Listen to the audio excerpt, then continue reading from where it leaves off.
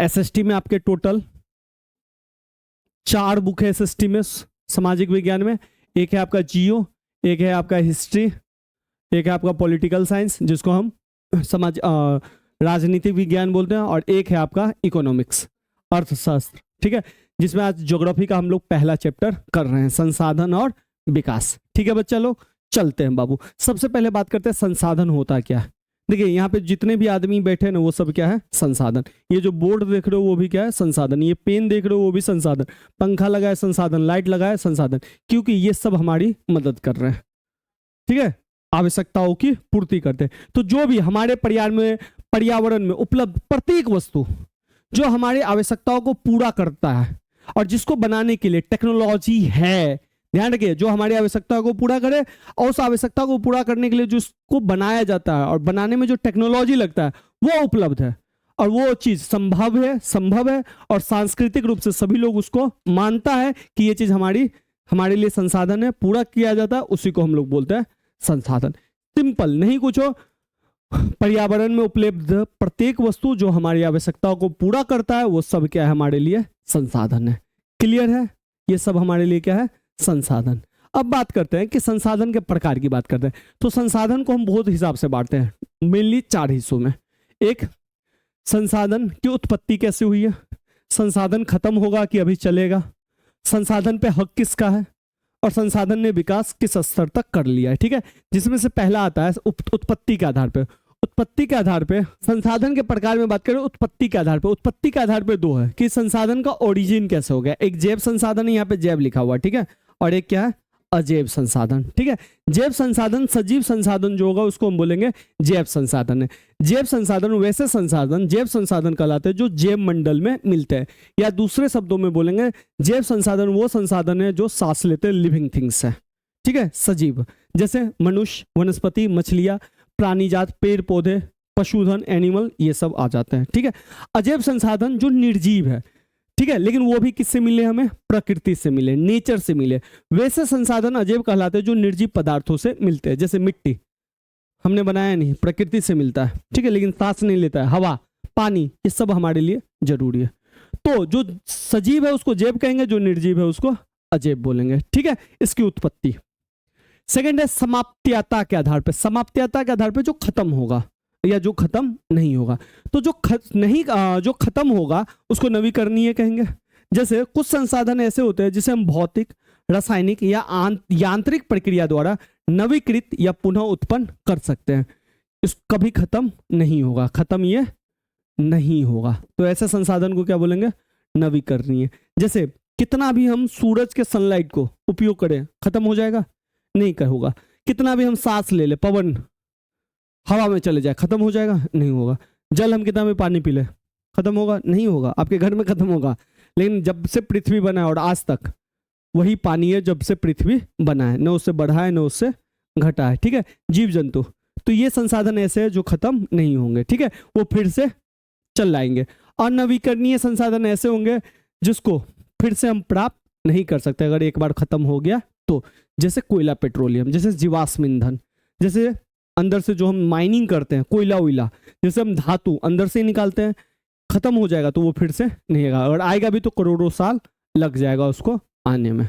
तो वैसे संसाधन जो वापस नहीं आ सकते उसको क्या बोलेंगे, अनवीकरणीय संसाधन। ठीक है, तो भैया सबसे पहले उत्पत्ति कैसे हुआ, सजीव निर्जीव के आधार पर देखे, फिर खत्म होगा नहीं खत्म होगा उसके आधार पर देख लिया। अब देखते हैं उस संसाधन पे किसका हक है।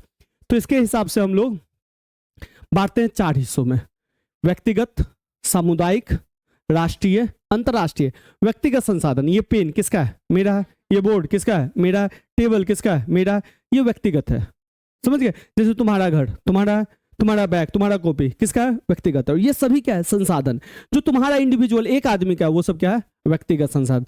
वैसे संसाधन व्यक्तिगत संसाधन कहलाते हैं जिनका स्वामित्व का होता है मालिकाना हक व्यक्तियों के पास होता है, उसको हम क्या बोलते हैं, व्यक्तिगत संसाधन। जैसे तुम्हारा घर तुम्हारे पापा का होगा, मम्मी का होगा, या भाड़े पर रह रहे हो तो मालिक का होगा। ठीक है, जैसे किसान की जमीन या घर। क्लियर है, जैसे तुम लोग जो पर्टिकुलर सामान यूज करते हो वो सब कौन है, व्यक्तिगत संसाधन है। ठीक है, सामुदायिक संसाधन, सामुदायिक संसाधन वैसा है जो पूरे समुदाय के लिए। जैसे तुम्हारे घर के बगल में जो पार्क है, तुम अकेले तो नहीं जाते हो, बहुत सारे लोग जाते हैं। तो ये कौन सा संसाधन है? सामुदायिक। समझ में आ गया? पूरे समाज के लिए। जैसे तालाब, अकेले तो नहीं नहाते हो, पूरे समाज के लोग जाता है, भैंसी भी नहाता है, अपने भी नहाता है, ठीक है। जैसे चारागाह, जहाँ पे तुम अपना बकरी भी चरा देते हो और कोई दूसरे का गाय भी चरता है। खेल का मैदान, पार्क, ये सब। जैसे शमशान, तुम ही अपनी दादी को तो नहीं जलाते हो, दूसरे को भी अपने दादी को जलाता है उसमें, सॉरी टू से दैट, लेकिन यही होता है ना, सब आके जलाएगा ना समाज का आदमी। ये तो हमरे है नहीं कहते हो ना। तो ऐसा जिसमें पूरे समाज का आदमी जलाएगा वो हो गया सामुदायिक, ठीक है बच्चा। तीसरा होता है राष्ट्रीय। राष्ट्रीय यानी पूरे भारत का है ये, ठीक है, पूरे राष्ट्र के लिए। ऐसे संसाधन जिनका स्वामित्व, मालिक कौन होता है? राष्ट्र होता है। जैसे रेलवे स्टेशन पे दिल्ली का आदमी थोड़े आता है, बिहार का, जापान का, सब जगह का आदमी आता है। का है क्यों? भारत का है, तो भारत का सब जाएगा। तो इसको जैसे सरकारी जमीन सबके लिए उपलब्ध। सड़क, तुम्हारी सड़क पे तुम ही चलते हो, कोई और भी कोई चल सकता है, पूरे राष्ट्र का आदमी चल सकता है। नहर, रेल आदि, ये सब पूरा किसका संपत्ति है? राष्ट्र का। राष्ट्र मतलब देश का, ठीक है। फिर आता है अंतर्राष्ट्रीय। ऐसा संसाधन जिसपे मालिकाना किसी का नहीं है, पूरा अंतर्राष्ट्रीय कम्युनिटी का है, ठीक है। जैसे अंटार्कटिका का बात कर सकते हैं। जैसे हम समुद्र में चलने का बात, ठीक है, समुद्र में भारत का एक 12, 24, 200 मील तक है। इसके बाद पूरा कोई भी देश का आदमी आ जा सकता है, कोई किसी से कुछ नहीं करेगा। समझ में आ गया? तो ये अंतर्राष्ट्रीय। जैसे अंटार्कटिका पूरा बर्फ है, कोई नहीं रहता, तो कोई भी यहाँ पे आके रिसर्च कर सकता है। क्लियर है? तो ये सब हो गया स्वामित्व के आधार पे। क्लियर है? कोई दिक्कत इसमें? अब विकास के स्तर पे, विकास के स्तर पे ये हो गया, एक पेड़ की तरह समझो। तुमने आम का पेड़ लगाया, आम का पेड़ अभी तुमने लगाया, आम खा सकते हो उसमें से? नहीं। विकास के स्तर पे धीरे धीरे बड़ा होगा, खा सकते हो? नहीं। जब तक आम नहीं आएगा उसमें तब तक तुम नहीं खा सकते हो। तो वो डेवलपमेंट के किस प्रोसेस में? तो संसाधन भी डेवलपमेंट के किस प्रोसेस में, ठीक है। तो एक होता है संभावी संसाधन। किसी देश या क्षेत्र में कुछ ऐसे संसाधन होते हैं जिनका उपयोग वर्तमान में नहीं हो रहा है, लेकिन हम उसको कर सकते हैं। जैसे गुजरात और राजस्थान में उपलब्ध सौर ऊर्जा, सूर्य का ऊर्जा और पवन ऊर्जा है, लेकिन उसका उपयोग हम अभी नहीं कर रहे हैं। क्यों? हमारे पास टेक्नोलॉजी या पैसा उतना नहीं है। हाँ, वैसे भी कर सकते हैं। बात समझ में आया? अब जैसे तुम्हारे घर पे सनलाइट आता है, लेकिन तुम्हारे पास पैसा ही नहीं है जो तुम सोलर पैनल लगा लो। सोलर पैसा रहता तो सोलर पैनल लगा लेता, उस ऊर्जा को तुम बिजली बना लेता, जो तुमको बिजली का खर्चा नहीं देना पड़ता, ठीक है। तो ये संभाव्य। विकसित भंडार, ऐसे संसाधन विकसित संसाधन कहलाते हैं जिनका सर्वेक्षण हो चुका है और जिनके उपयोग की गुणवत्ता और मात्रा निर्धारित हो चुकी है कि इसका हम ऐसे उपयोग करेंगे, ठीक है। और फिर होता है संचित कोष। अभी हम उपयोग नहीं कर रहे हैं क्योंकि हमारे पास टेक्नोलॉजी नहीं है, लेकिन समय के बाद जब हमारे पास टेक्नोलॉजी हो जाएगी तब हम उसका यूज करना शुरू कर देंगे। जैसे केरल में एक थोरियम मिलता है। थोरियम जो है ना, केरल में एक बालू है जिस बालू का नाम है मोनोजाइट या मोनाजाइट। मोनाजाइट बालू में ना थोरियम मिलता है। थोरियम क्या होता है? परमाणु बिजली बनाने के लिए काम होता है, लेकिन हमारे पास थोरियम से कैसे बिजली बनेगा उसका टेक्नोलॉजी नहीं है, तो इसलिए अभी ऐसे ही पड़ा हुआ क्योंकि हमारे पास टेक्नोलॉजी नहीं है। तो ऐसे संसाधन को बोलेंगे संचित कोष, ठीक है। कहा जाता है हिमालय के अंदर में ना बहुत सारे पेट्रोलियम है, लेकिन हमारे पास टेक्नोलॉजी नहीं है कि कैसे उसको निकालें, हिमालय के अंदर से कैसे निकालें। तो ये हो गया संचित कोष, ठीक है, रखा है। क्लियर है? हो सकता है तुम्हारी दादा ने, तुम्हारी दादी ने इस जगह पे खजाना छुपाया हो, तुम लोगों को पता नहीं है। घर में तो है लेकिन पता नहीं कहाँ छुपाया है, यूज ही नहीं कर पा रहे। बात समझे? वो संचित है, फिक्स है, ठीक है। दादा ने 50 साल के लिए फिक्स कर दिया लो बैंक में। अब तुमको तो पता है मेरे अकाउंट में 2 करोड़ 4 करोड़ 10 लाख 5 लाख है, लेकिन तुम उसको छू ही नहीं सकते क्योंकि दादा ने 50 साल के लिए फिक्स कर दिया। बात समझे? तो संचित है तुम्हारा ही, लेकिन यूज नहीं कर सकते। तो संसाधन ही है। अब संसाधन का हम यूज करते हैं बेतरीके यूज करने का मतलब उसका बहुत यूज करते हैं। इतना यूज करते हैं कि संसाधन क्या हो जाता है? खत्म हो जाता है। तो हमारे लिए क्या जरूरी हो जाता है कि संसाधन का उपयोग हम इस तरीके से करें कि आने वाली पीढ़ियों के लिए ये संसाधन बचा रहे। तो इसी में कॉन्सेप्ट आता है सतत पोषणीय विकास, जिसको सस्टेनेबल डेवलपमेंट कहते हैं। इसका उपयोग है जब विकास होने के क्रम में पर्यावरण को नुकसान न पहुंचे, और भविष्य की जरूरतों की भी अनदेखी न हो, सतत पोषणीय विकास कहते हैं। कि आज भी हम यूज करें, पर्यावरण को हम नुकसान भी न पहुंचाए और कुछ सामान हम अपने भविष्य के लोगों को छोड़ दें। बात समझ गए? जैसे आप एक चीज बताइए, तुम्हारे दादा ने 10 बीघा जमीन रज लिया, ठीक है, तुम्हारे दादाजी ने, तुम्हारा पप्पा आया, तुम्हारा पप्पा कमी भी नहीं किया, और तुम इसके बाद आया, तुम भी जवान हो गया, अगर पप्पा ने 10 बीघा दादा का जमीन बचा के रखा है तो तुम कहोगे ठीक है कोई बात नहीं, आपने नहीं बढ़ाया तो कम से कम घटाया नहीं। और तुम्हारा पापा ने सारा जमीनें बेच दिया तो तुम अपने पापा को क्या कहोगे, क्या आदमी हो यार, कम से कम दादा का जमीन बचा के तो रखते हैं, अगर पता चल जाए, होगा कि नहीं। तो क्या या तो भाई बचा लो या तो बढ़ा लो, नहीं तो कम से कम घटाओ नहीं। क्यों? क्योंकि आगे वाला को भी यूज करना है। तो ऐसे हर संसाधन होता है। कैसे कहते अरे भैया मेरे दादाजी का जमीन है, कहते हैं ना तुम्हारा बेटा आएगा क्या, दादाजी ने खरीदा, मेरे पापा ने खरीदा, क्यों? अपने भविष्य के लिए। तो ऐसे हमारा भी तो पुश्त आएगा, तो उसके लिए भी तो हम कुछ बचा के रहेगा। हम सारा पेट्रोल अब ये खत्म कर दें तो वो पानी पे चलेगा, घोड़ा गाड़ी पे चलेगा, हम लोग चल रहे हैं कार में, वो किस पे चलेगा, बैलगाड़ी पे? नहीं, तो दिक्कत होगा। तो इस तरह से हम संसाधन का यूज करें जो पर्यावरण को भी बचा ले और आगे जो पुश्त है उसको भी दे दे, ठीक है। तो इसी में संसाधनों का सही इस्तेमाल करने के लिए 1992 ईस्वी में रियो डी जेनेरियो में एक 100 देश मिलकर आए, मीटिंग किए और उस मीटिंग का नाम हुआ अर्थ समिट, ठीक है, जिसमें 100 देश के राष्ट्र अध्यक्ष जो टॉप के नेता होते हैं देशों के, जैसे भारत में प्राइम मिनिस्टर है वैसे वैसे कहीं पे प्राइम मिनिस्टर, कहीं पे प्रेसिडेंट होता है, राष्ट्रपति, वो सब आए और एजेंडा 21 पे सहमत हुए कि इन 21 तरीकों से हम भविष्य की जरूरतों को पूरा करेंगे। जिसमें देखो पहले जो आपका ट्रेन चलता था वो डीजल की गाड़ी पे चलता था, अब ट्रेन बिजली से चलता है। पहले लोग लकड़ी पे खाना बनाता था, अब देखो एलपीजी गैस, समझ रहे हैं ना। तो ये बदला गया है, ये एजेंडा 21 के तहत हुआ। पेट्रोल डीजल के चक्कर में अब बिजली वाला हम स्कूटी ला रहे हैं जो पर्यावरण में पेट्रोल डीजल जा रहा है तो पर्यावरण को खराब कर रहा है, समझ रहे हैं। तो ये सब इसी के चक्कर में हो रहा है। चलिए बच्चा, अब आते हैं संसाधनों का विकास। देखिए बाबू, मानव अस्तित्व के लिए संसाधन बहुत ही जरूरत है। अगर आपके पास, मेरे पास ये बोर्ड नहीं रहता तो आपको इस तरह से मैं पढ़ा पाता। तो संसाधन तो जरूरी है। अगर कुर्सी प्लास्टिक का खोज नहीं रहता तो आप ऐसे बैठते जैसे आज अभी बैठे हो कुर्सी पे या टेबल पे, नहीं बैठते। कैमरा नहीं रहता तो रिकॉर्ड कर पाते। तो संसाधन हमारे लिए बहुत ही जरूरी है, इसीलिए हम जीते हैं। पेड़ भी एक तरह से संसाधन है, पौधा भी एक तरह से, अगर नहीं मिले तो हम लोग जीवित ही नहीं रहे। तो महत्वपूर्ण है। ऐसा विश्वास किया जाता है कि संसाधन प्रकृति की ही देन है। जो भी चीज हमें मिलता है किससे मिलता है? प्रकृति से। उसमें हम टेक्नोलॉजी लगा के उसको ठीक ठाक कर लेते हैं, डेवलपमेंट कर लेते हैं, प्रकृति की देन है। और मानव द्वारा इसका अंधाधुन प्रयोग किया जाता है, और प्रयोग किया जाता है, इससे मुख्य समस्या उत्पन्न हो रही है। जैसे कोयला जलाते हैं खूब बिजली उत्पादन के लिए, कोयला जलता है तो क्या होता है? धुआं। धुआं होता है तो क्या होता है? पॉल्यूशन होता है। पॉल्यूशन, पता है ना, दिल्ली में आप नॉर्मल 18 सिगरेट पीते हैं, समझ रहे हैं ना, नॉर्मल 18, और ठंडी वाले दिन में 40 सिगरेट आप पीते हैं, सिर्फ सांस के द्वारा, क्योंकि इतना पॉल्यूशन है। पॉल्यूशन होगा, कार्बन डाइऑक्साइड बढ़ेगा, विश्व का तापमान बढ़ेगा। विश्व का तापमान बढ़ेगा, जो ग्लेशियर है वो पिघलेगा, समुद्र का पानी बढ़ेगा, देश सब डूबेगा। कहीं पे बाढ़ आ जाएगा, कहीं पे सूखा पड़ जाएगा, तो पृथ्वी पे कोहराम मच जाएगा, ठीक है। तो इसमें कुछ व्यक्तियों के लालचवश संसाधनों का ह्रास हुआ है। लालचवश का मतलब क्या है? लोगों के पेट भरने के लिए तो पृथ्वी पे संसाधन है, लेकिन लोग क्या चाहता है? पेटी भरे। जैसे लोगों के पास एक गाड़ी रहेगा फिर भी कहेगा नहीं, एक गाड़ी कैसे रहेगा, 10 गाड़ी लगा देगा, समझ गया।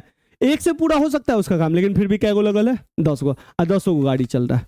वो एक कमरा में रह सकता है लेकिन बेंगलो बनाएगा, समझ रहे। तो लालचवश में भाई जो है सो मेरा है।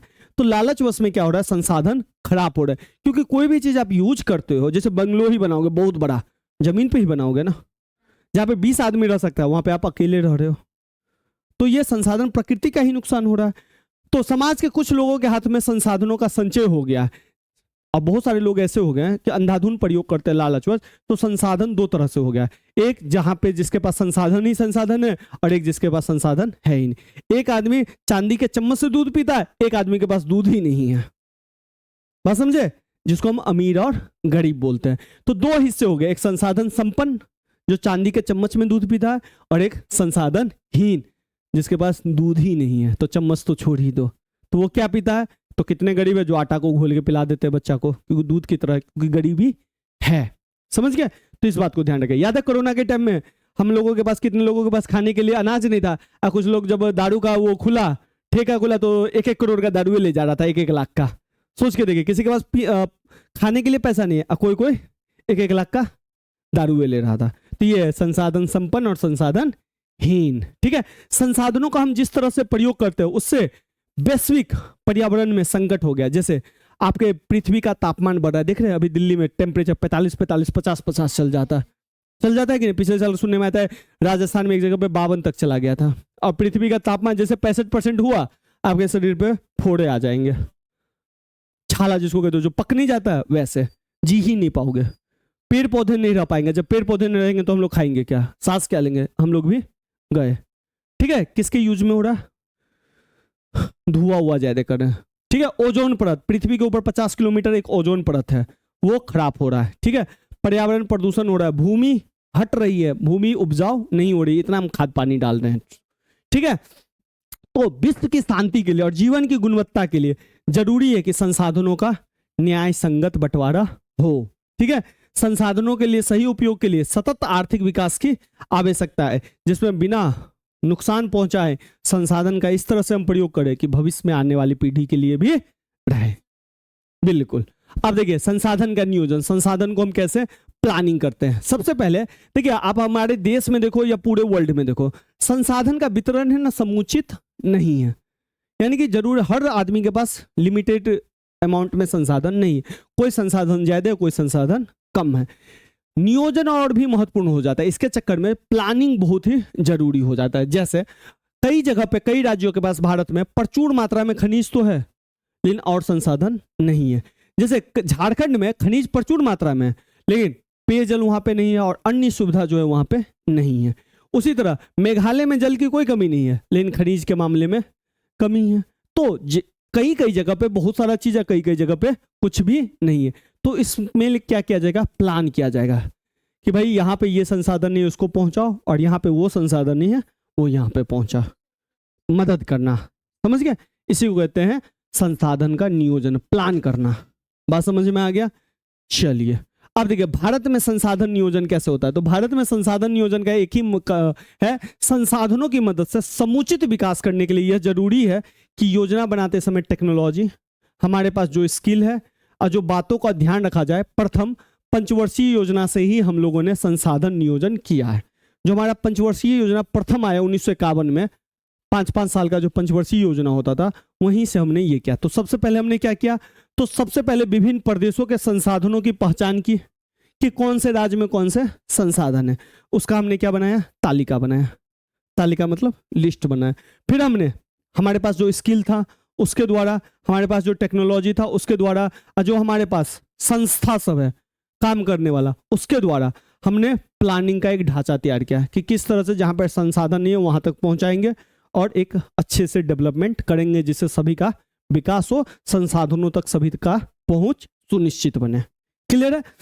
संसाधन नियोजन और विकास नियोजन के बीच में सही तालमेल हमने बिठाया। कब से बिठाया? प्रथम पंचवर्षीय योजना से ही हम लोग ये काम कर रहे हैं। ठीक है, चलिए बच्चा अब देखिए संसाधनों का। अब संसाधन हमारे लिए तो बहुत जरूरी है, इसी से हमारा जीवन है।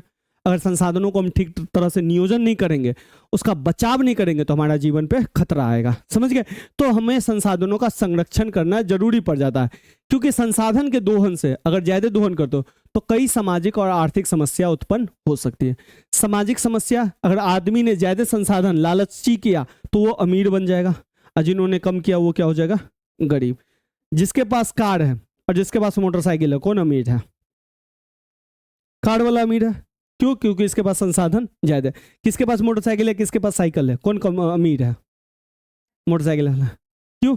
संसाधन जिसके पास ज्यादा है वही क्या है, अमीर है। और संसाधन ज्यादा है, जिसके पास नहीं है वो क्या हो गया, गरीब है। तो भाई सामाजिक समस्या हो गई, आर्थिक समस्या हुई तो हो गई, हुई कि नहीं? जिसके पास 5 को घर है दिल्ली में, वो महीना का नहीं हो कुछ काम करेगा फिर भी 50,000 कमा के जाएगा। बात समझ गए? तो आर्थिक समस्या भी हो गई, अमीर अमीर ही हो गया, गरीब गरीब ही हो गया। ये जरूरी है। ठीक है, तो गांधी जी का ऐसा मानना था कि भैया हमारे पास 2 चीज मानना था। एक तो हमारे पास उतना संसाधन है कि हम पेट भर सकते हैं, लेकिन पेट ही नहीं भर सकते। दूसरी बात ये कह देता है कि आधुनिक टेक्नोलॉजी है ना, वो शोषण की प्रवृत्ति है। आधुनिक टेक्नोलॉजी, आधुनिक दुनिया है ना, वो शोषण करता है आदमी का। दुनिया में संसाधनों का क्षय का मुख्य कारण यही है। तो उनका था कि उत्पादन जो है ना, वो उत्पादन के खिलाफ थे, अत्यधिक उत्पादन के खिलाफ थे। कहा जाता था जितना जरूरी है उतना ही उत्पादन किया जाए। ठीक है, जन समुदाय द्वारा उत्पादन किया जाए। ठीक है, जन समुदाय द्वारा कि एक तो संसाधन उत्पादन उतना ही कीजिए जितना जरूरी है, और जितना पेट भरे उतना ही कीजिए, पेटी भर मत कीजिए, लालची नहीं करना है। ठीक है, अगर हम इसका अंधाधुन इस्तेमाल करेंगे किसी भी संसाधन का तो वो खत्म हो जाएगा, और जब जैसे ही वो खत्म हो जाएगा तो दुनिया में हमारे लिए कुछ बचेगा ही नहीं। समझ गए? तो अब आते हैं संसाधन। पूरे इस बुक में आपको संसाधन के बारे में पढ़ना है। जैसे इस चैप्टर में आपको मिट्टी भू संसाधन के बारे में पढ़ना है, अगले वाले में वन संसाधन के बारे में पढ़ना है, अगले वाले में जल संसाधन के बारे में, फिर अगले वाले में कृषि संसाधन के बारे में पढ़ना है, फिर अगले चैप्टर में खनिज संसाधन के बारे में। तो यानी पूरा बुक ही जो है आपका किस में भरा है? संसाधन। ठीक है, तो आते हैं सबसे पहले भू संसाधन। भू संसाधन तो जानते हैं, भूमि, मिट्टी, संसाधन। भारत की बात की जाए तो भाई सबसे ज्यादा मैदानी इलाका है 43%, फिर पठारी इलाका है 27%, और फिर अन्य इलाके हैं पर्वत। पर्वत में पहाड़ और पर्वत दोनों आते हैं।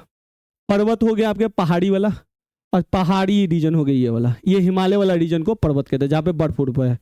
ठीक है, तो ये सबसे ज्यादा कौन है? 43%। इसी के बारे में क्लियर है। चलिए बच्चा, अब आते हैं थोड़ा सा, देखिए भारत में भू उपयोग प्रारूप। भारत में भूमि किस तरह का है? एक तो भौतिक कारक है कि भू आकृति अलग अलग है।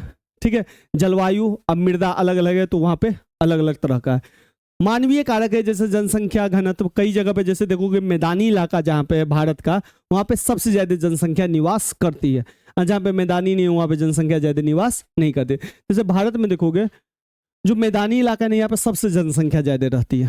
जो तटीय इलाके वहां पे सबसे ज्यादा जनसंख्या रहती है, लेकिन पहाड़ वाले इलाके में जनसंख्या कम रहती है, रेगिस्तान वाले इलाके में जनसंख्या कम रहती है। कारण इसका, जहाँ पे यहाँ पे जनसंख्या ज्यादा रहती है उसका एक ही कारण है, पानी की कमी नहीं है और मिट्टी उपजाऊ है। रेगिस्तान में लोग क्यों रहेगा? क्यों? पानी है ही नहीं, तो मरने के लिए रहेगा।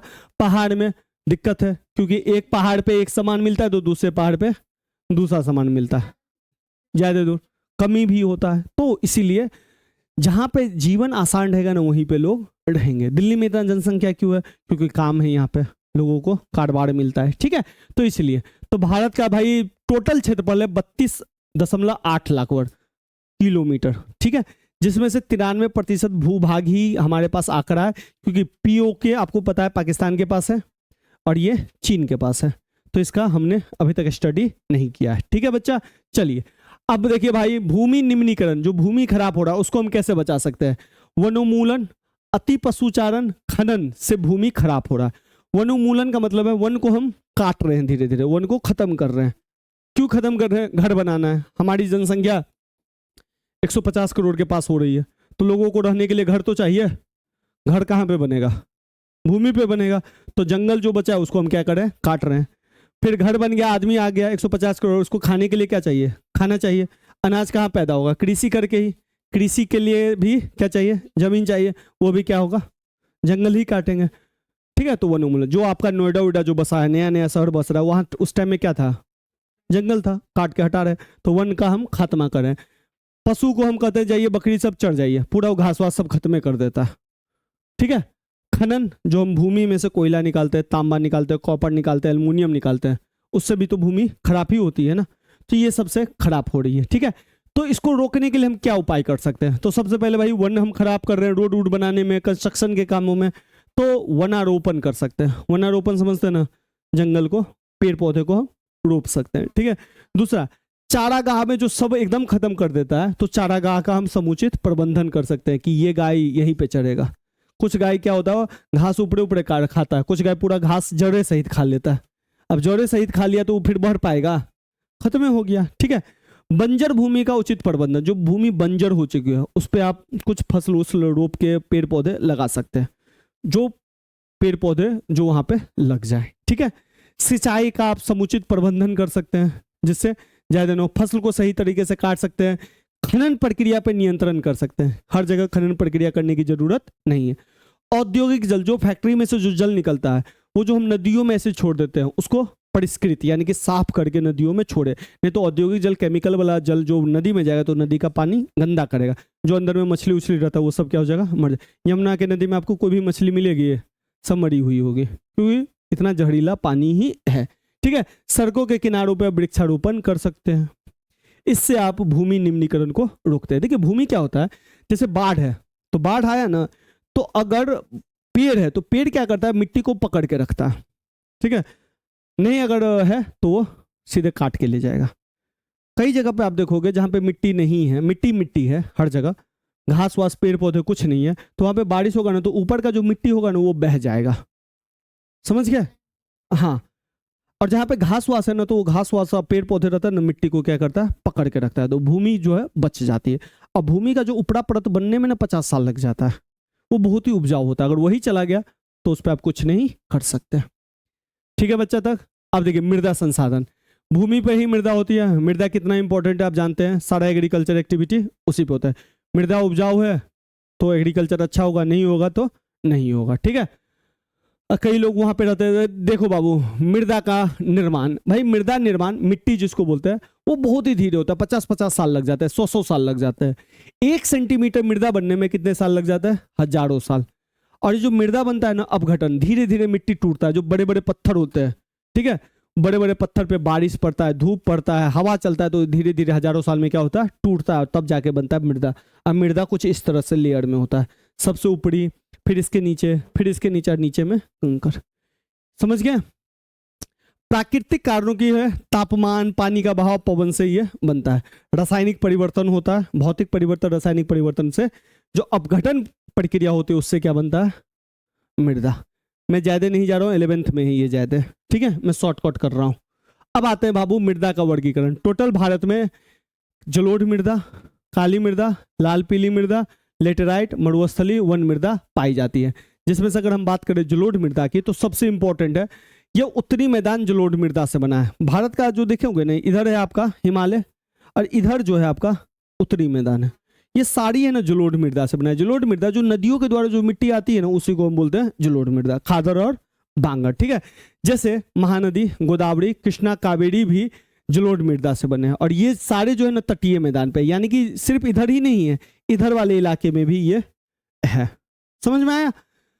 हाँ। और ये जलोढ़ मृदा ना बहुत ही उपजाऊ होती है। इसके चक्कर में इन वाले क्षेत्रों में जहां जहां जलोढ़ मृदा पाया जाता है वहां पे गहन कृषि की जाती है, बहुत ज्यादा कृषि की जाती है। और जहां पे कृषि या पानी की कमी नहीं है वहां पे जनसंख्या ज्यादा रहेगा ही रहेगा, तो यहाँ पे जनसंख्या घनत्व भी ज्यादा है। इन मिट्टी में पोटास होगा, फास्फोरस होगा और चूना भी होगा। गन्ने, चावल, गेहूं, दलहन की खेती के लिए ये बहुत ही उपजाऊ है। अब देखा जाए तो कहाँ है, तो देख लीजिए बाबू, ये जो नीला कलर का देख रहे हैं, ये वाला ये जो मैं घेर रहा हूं, ये वाला जो मैंने घेरा, ये है।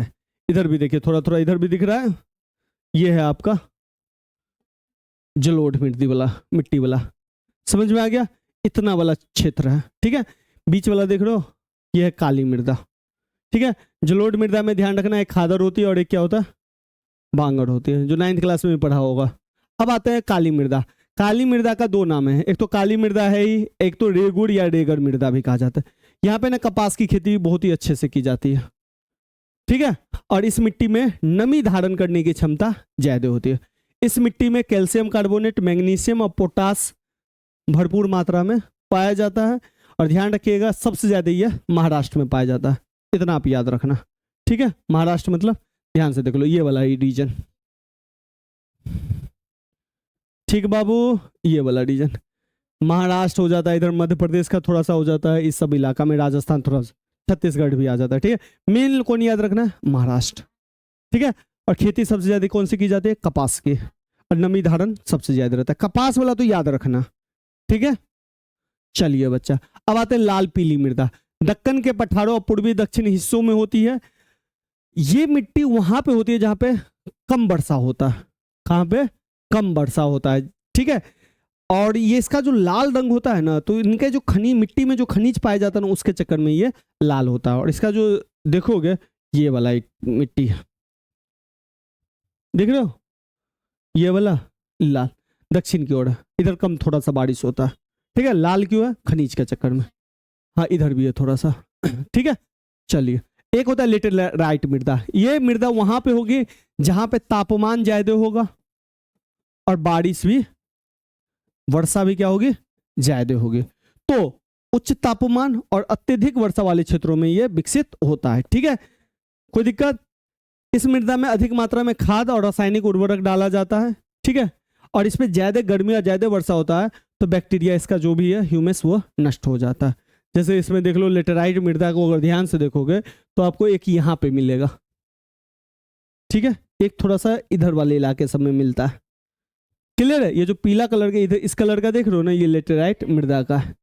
क्लियर है? अब आते हैं बाबू मरुस्थली मृदा। मरुस्थल नाम से ही है, राजस्थान वाले इलाके में पाया जाएगा। और वो कहाँ पे पाया जाता है? पश्चिम राजस्थान। ठीक है, इस मृदा को सही तरह से जब तक सिंचाई नहीं करेंगे तब तक वो नहीं होगा, क्योंकि बालू तरह का है। शुष्क जलवायु यानी कि पानी की कमी मात्रा है और तापमान भी क्या है? ज्यादा है। इसके चक्कर में जल वाष्प दर अधिक है, इसीलिए यहाँ पे ह्यूमस और नमी की कमी है इस मृदा में। और यहाँ पे क्या उगते हैं? मोटे अनाज, जहाँ पे पानी की कमी वाले जो अनाज होते हैं, बाजरा, ज्वार, ये सब उगते हैं इस वाले क्षेत्र में। ठीक है, अब आते हैं बच्चा ये वाला इलाका, मरुस्थलीय मृदा। ठीक है, अब आते हैं लास्ट वन मृदा। ये मृदा आमतौर पे पहाड़ी और पर्वतीय क्षेत्रों में पाई जाती है, जहाँ पे पर्याप्त वर्षा भी होता है, वन भी उपस्थित है। उसको हम वन मृदा या पर्वतीय मृदा कहते हैं। ठीक है, ये मृदा दोमट और सिल्टदार होती है और इनका गठन मोटे कणों के द्वारा होता है। निचले क्षेत्रों में ये थोड़ी सी उपजाऊ होती है, लाइक इस तरह से ये मृदा होती है। इस वाले क्षेत्र में ये जो ग्रीन वाला देख रहे हो ना, ये वाला, ये है आपका ये वन मृदा या पर्वतीय मृदा। ठीक है, इसका दो नाम। यहां तक दिक्कत? सबसे इंपॉर्टेंट कौन था बच्चा? जलोढ़, काली। ऐसे ये सब इंपॉर्टेंट है, बट जलोढ़, काली, लेटेराइट ये सब याद रखना है। ठीक है, ऑब्जेक्टिव में आएगा तब आप बात करेंगे। अब देखिए मृदा खराब होती है, मृदा अपरदन कुछ इस तरीके से देख लो। देख खराब हो गया, बह गया, घास वास कुछ है, गड्ढा गड्ढा हो गया, बारिश ज्यादा हो गया, बह गया। ठीक है, इधर भी ये नीचे चित्र दिए हुए हैं, लेकिन यहाँ पे आपको दिखेगा नहीं। ठीक है, क्योंकि ये ढक गया। पीडीएफ देंगे ना तो मिल जाएगा आपको। ठीक है, मृदा अपरदन और संरक्षण। चलिए, इसका अपरदन क्या होता है? मृदा का कटाव, उसके बहाव की प्रक्रिया को ही अपरदन कहते हैं। कट गया या बह गया ऊपरी मिट्टी तो इसी को कहेंगे मृदा अपरदन हो गया। मृदा अपरदन के मुख्य कारण क्या है? वन नहीं है, वनोन्मूलन नहीं है। कृषि हम सघन करते हैं, बहुत ज्यादा कृषि करते हैं, पशु को चरा दिए, पूरा घास वास खत्म कर दिया। देख रहे हो ऊपर एक और घास वास है, खत्म। भवन निर्माण करते हैं, भवन निर्माण में घास वास सीधे मकान, तो वो हो गया। ठीक है, मृदा अपरदन से मरुस्थल भी ज्यादा बनता है। ठीक है, मरुस्थल क्या होता है? बनने की प्रक्रिया होती है। मृदा अपरदन को रोकने के लिए हमको मृदा को संरक्षण बचाने की जरूरत है। मृदा की ऊपरी परतों को बचाने के लिए हम क्या करते हैं? वन को रोप सकते हैं, पेड़ पौधे रख सकते हैं। पेड़ पौधे क्या करते हैं? उसके जड़ जो क्या करते हैं? मिट्टी को पकड़ के रखते हैं। ठीक है, तो पेड़ों की जड़ें ऊपरी परत को बचाए रखती है। वनारोपण से मृदा को संरक्षित किया जा सकता है। ढाल वाली जगहों पे समोच्च जुताई की मृदा का अपरदन कर। ढाल वाली जगह ऐसे जो पहाड़ वाला जगह नहीं होता है, तो यहाँ पे आप एक खाचा बना बना के ऐसे ऐसे करके सीढ़ीदार वाला कर करके कृषि कर सकते हो। ऐसे करके फिर ऐसे फिर ऐसे, जैसे पानी आएगा इस पे आएगा, थोड़ा सा रुकेगा, फिर इस पे जाएगा, रुकेगा, फिर इस पे जाएगा। ठीक है, नहीं तो ऐसे रहेगा तो वो तो सीधे चला जाएगा, तो पूरा गड्ढा करेगा। तो ढाल वाली जगह पे कुछ इस तरीके से बनाना पड़ेगा, इस तरह से, इस तरीके। ठीक है, सीढ़ी नुमा। यहाँ पे पानी आएगा, इस पे फैलेगा, फिर धीरे धीरे इस पे आएगा। स्पीड भी तो कम गया, फिर इस पे आएगा, फिर इस पे, स्पीड कम गया। बस नहीं तो ऐसे रहता तो काट देता कि नहीं काट देता? काट देता। ठीक है, रक्षक मेखला भी बनाते हैं, इसी को रक्षक मेखला की तरफ से सीढ़ी नुमा वाले को रक्षक मेखला भी कहते हैं। ठीक है, जहां जहां अच्छा पुल क्यों बनाया जाता है? एक तो आप जानते हो पुल बनाते हैं नदी पे किस लिए बनाते हैं कि भैया पुल बनाने से ये होगा कि इधर के लोग इधर चले जाए और इधर के लोग इधर आ जाए। एक तो कारण ये है। पुल बनाने का एक कारण और है, नदी का जो बहाव है ना उसको कम कर देता है। नदी का जो स्पीड से जो पानी आता है ना उसको क्या कर देता है? कम कर देता है। कैसे कम कर देता है? पुल में देखोगे, पुल के नीचे में ना गड्ढा टाइप का बनाया रहेगा, मतलब फाटक भी रहता है, तो फाटक से तो गेट हो जाता है, गड्ढा टाइप का भी होता है। फाटक जैसे लगा दिया तो पानी आएगा और कम ही कम जाएगा, और गड्ढा टाइप से रहता है जो पानी सीधे इसमें जाता है, फिर स्लो होकर निकल जाता है। तो एक तो पानी का बहाव को भी क्या कर देता है? कम कर देता है। जो तेजी में आता है ना उसको क्या कर देता है? कम कर देता है, और डायरेक्शन भी बदल देता है। ठीक है, तो इसका चक्कर होता है। तो आज के लिए इतना ही रखते हैं।